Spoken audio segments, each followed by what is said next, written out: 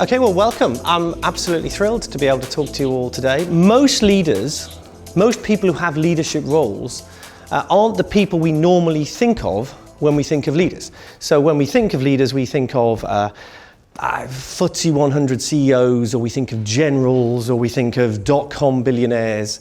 And with apologies to the politicians in the room, maybe we used to think of politicians, but in the UK at the moment, you tend not to think of politicians when you think of leadership.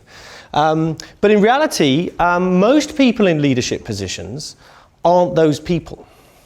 Because by my definition of leadership, at least, anybody that has people they're responsible for is a leader. For me, leadership is the activity concerned with the navigation of a group of people from a defined start point to, in the present, to a different and clearly defined state that exists in the future.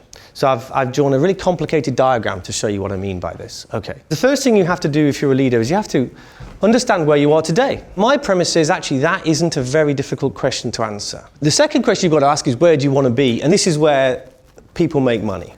So this is visions, values, purposes, all that kind of stuff. And I'm not arguing that those things aren't important. I am arguing that the answers to those questions aren't that difficult to find. This is leadership. Leadership is how you get between those 2 points. And the getting between those 2 points is the really difficult bit. I mean, for me, that is what a leader does. A leader creates action. And I did a degree in engineering, so I've written a very non-scientific equation to define how you go about getting stuff done. But I think what leaders want to do is they want to create impact.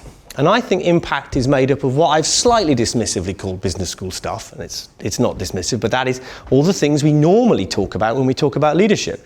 That is our purpose, our direction, our objectives, our strategies, all the things that are good and important things, we have to do them. That's that.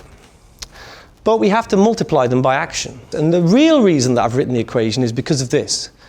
Is because you can be as right and as clever and as insightful and as transformative as you like in terms of your thinking. But if you never actually turn it into action, you achieve nothing. A key challenge leaders have is around decision making. There's a great quote here, so this isn't my quote, this is Colin Powell. And he says, don't take action if you have only enough information to give you a less than 40% chance of being right.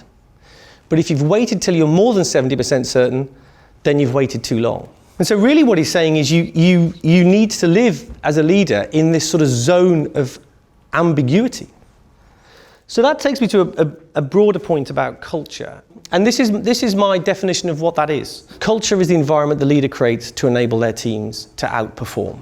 And there's a lot of cynicism around the word culture, because these days everybody talks about culture, right? Every website you go to, for any kind of organization, they talk about their cultures. And people say, we've got a great culture because we do Pilates at lunchtime when we have free fruit. And that isn't anything at all really to do with culture in my mind. We've been sort of taught to believe that culture is this soft, squishy thing about being nice to people. And culture has nothing to do with that. Culture's a really hard, concrete, tangible thing that is the defining characteristic and the defining experience most people have when they go into your organization. My one-sentence summary is that I think leadership is difficult but not complicated, and anybody that tries to start to make it sound complicated, call bullshit. Thank you. Thank you.